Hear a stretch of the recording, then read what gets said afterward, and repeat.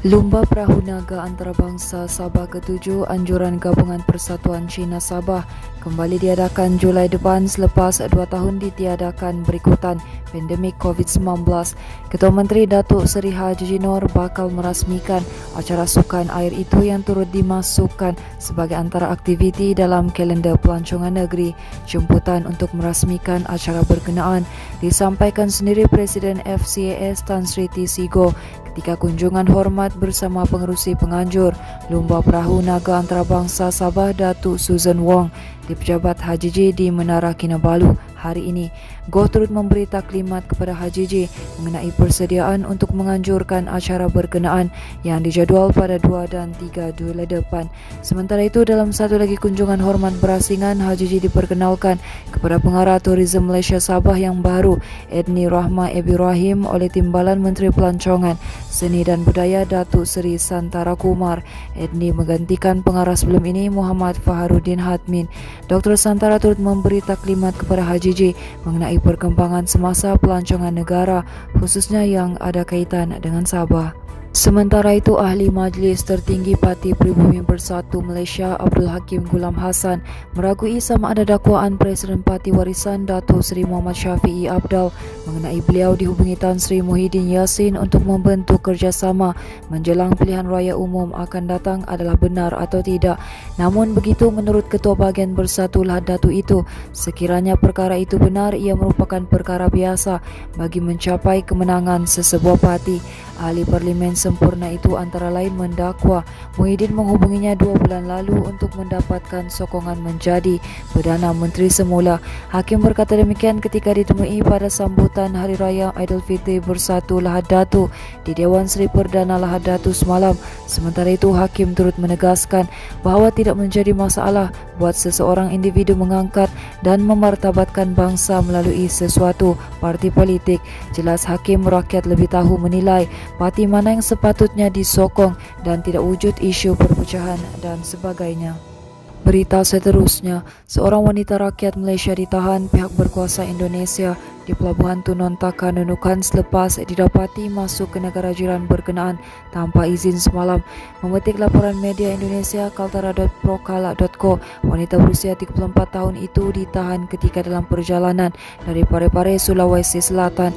Ketua Pejabat Imigresen Nunukan, Washington South Dompak berkata pihaknya berjaya mengesan wanita terbabit menerusi pengesanan awal di pintu masuk.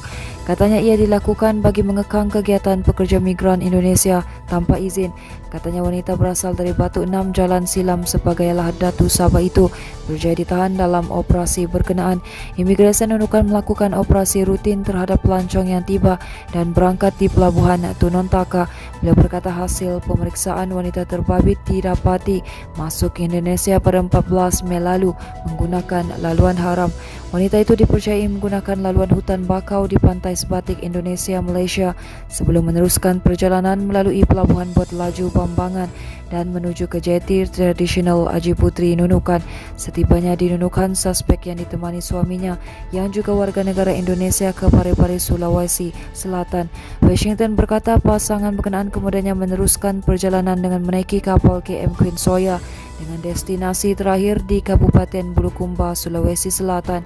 Pihak Imigresen Nunukan mendapat tahu suspek terdesak untuk masuk melalui saluran haram kerana perlu menemani suaminya yang sedang sakit dengan tujuan berubat secara tradisional di Bulukumba.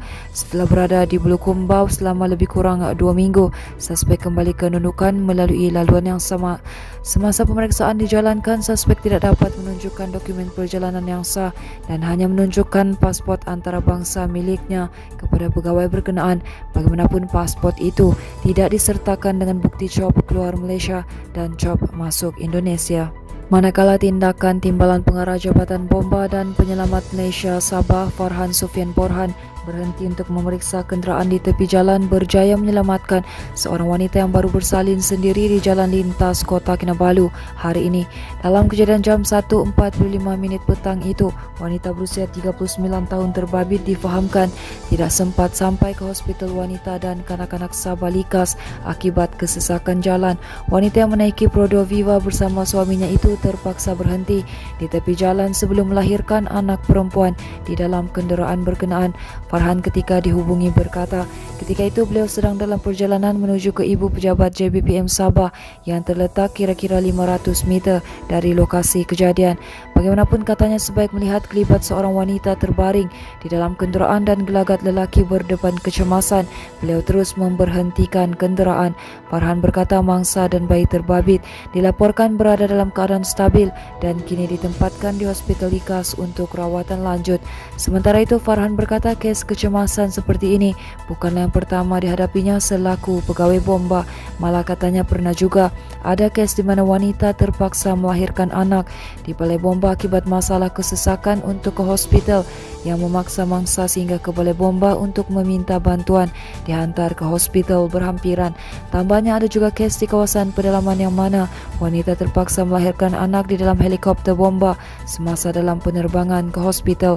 Menerusi pengalaman seperti ini, jabatan ini akan sentiasa menerapkan ilmu berkaitan kes kecemasan kepada pasukan bomba, terutama kepada unit IMRS supaya lebih bersedia. Seterusnya, seorang penuntut institusi pengajian tinggi Politeknik Tuaran yang hilang ketika aktiviti mandi-manda bersama 3 rakannya ditemui lemas di pantai Shah Bandar Tuaran lewat malam tadi. Mangsa Muhammad Habibullah Jihadi Maksum, 21 tahun, yang disedari hilang sejak jam 6.30 petang itu ditemui kira-kira 700 meter dari lokasi terakhir dia dilihat bersama rakannya. Jurucakap Pusat Gerakan Operasi Jabatan Bomba dan Penyelamat Malaysia Sabah berkata pihaknya menerima panggilan kecemasan pada jam 6.54 petang. Katanya pasukan operasi yang bergegas ke lokasi kejadian terus menjalankan operasi mencari di kawasan sekitar mangsa dilaporkan bermandi-manda bersama rakannya. Tambahnya mangsa akhirnya berjaya ditemui tidak sedarkan diri oleh orang awam di kawasan pantai pada jam 12.16 tengah malam. Menurutnya mangsa disahkan meninggal dunia di lokasi kejadian oleh pegawai perubatan Kementerian Kesihatan Malaysia yang turut hadir membantu operasi berkenaan. Katanya mayat mangsa kemudian diserahkan kepada pihak polis Diraja Malaysia untuk tindakan selanjutnya. Teruskan bersama kami di Asaka.com, berita komprehensif. Selamat Hari Gawai, Gayu Guru, Kerai Nyamai, Lantang Senang, Nguan Menua.